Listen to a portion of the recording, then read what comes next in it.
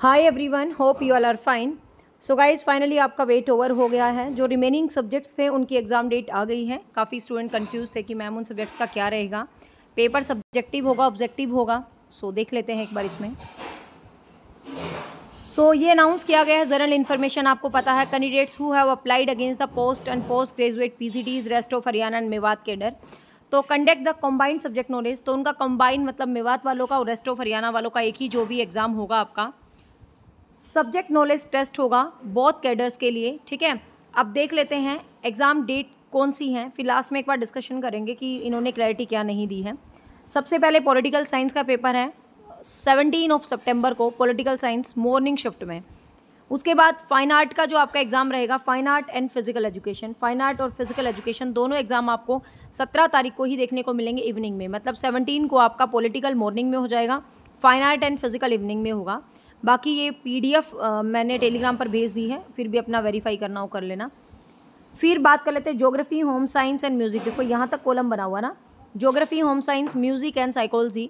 इसका पेपर होगा 20 मतलब 20 सितंबर को होगा ये एग्ज़ाम मॉर्निंग शिफ्ट में। फिर आपका 20 को ही सोशलॉजी एंड उर्दू का पेपर होगा इवनिंग शिफ्ट में। और लास्ट में कंप्यूटर साइंस का पेपर होने वाला है 24 सितंबर को। देखिए गाइज, अब यहाँ पर जो मुझे डाउट लग रहा है मैं आपके साथ शेयर कर देती हूँ, बाकी what you think about it आप बता देना। कि यहाँ पर इन्होंने लिख दिया सब्जेक्ट नॉलेज टेस्ट। पहली बार तो एक कॉमन से अंडरस्टूड है, सब्जेक्ट नॉलेज टेस्ट को हम सब्जेक्टिव वे में भी ले सकते हैं, ऑब्जेक्टिव वे में भी ले सकते हैं। इन्होंने क्लियर नहीं किया, कुछ लिखा नहीं है सब्जेक्टिव लेंगे ऑब्जेक्टिव। बट आपको पता है ये तो एक जग जाहिर है मेरे ख्याल से, जिसकी वजह से पेपर क्लियर कैंसिल हुआ था, रीफॉर्म भरा गया था कि जो सेकेंड पेपर होगा वो सब्जेक्टिव ही होगा। तो ये तो कन्फर्म है कि ये सब्जेक्टिव फॉर्म में होगा। बट अब भी यहाँ पर क्लैरिटी नहीं है कि सब्जेक्टिव फॉर्म में रैंडम कितने मार्क्स के क्या क्वेश्चन होंगे। एक बार न्यूज़पेपर में तो एक स्टेटमेंट आई थी, आपको पता हो, ध्यान हो, कि 10 नंबर का एक क्वेश्चन होगा, 15 क्वेश्चन आपको देंगे। लेकिन वेबसाइट पर ऐसा कुछ भी ऑथेंटिक नहीं है। अब यहाँ पर जो भी कहो, ये नोटिफिकेशन तो है लेकिन इसके साथ क्लैरिटी माइंड की नहीं है कि जो सब्जेक्टिव क्वेश्चंस होगा वो कितने नंबर का होगा। अब कोई कह रहे हैं कि पीछे HPSC ने ऐसा एग्ज़ाम लिया था, उसमें कोई 5 नंबर का क्वेश्चन था, कोई 3 नंबर का था, कोई 10 नंबर का था। और सब्जेक्ट नॉलेज टेस्ट ऑब्जेक्टिव वे में भी तो ली जा सकती है ना, लेकिन होगी तो खैर सब्जेक्टिव वे, ये तो अंडरस्टूड है क्योंकि इनका एक ही पेपर हो रहा है। सबसे मेन तो ये भी बात है कि आप लोगों का एक ही पेपर हो रहा है ना।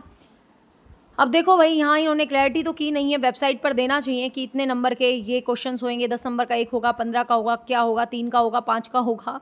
और सब्जेक्ट तो शायद टॉपिक्स वही हैं जो एनेक्सर 1 में जो लास्ट टाइम था सिलेबस, आई थिंक आपका वही रहने वाला है। बट फिर भी कुछ भी कहो, सब कुछ क्लियर करके भी कुछ कुछ धुंधला सा नज़र आ रहा है मुझे इसमें। जो भी मेरी राय थी मैंने खैर आप लोगों को दे दी है। बाकी बेस्ट ऑफ लक, एंड कैसा भी पेपर आए बस आप लोगों को कर देना है। ठीक है, थैंक यू सो मच। और हाँ, एक छोटी सी इन्फॉर्मेशन है,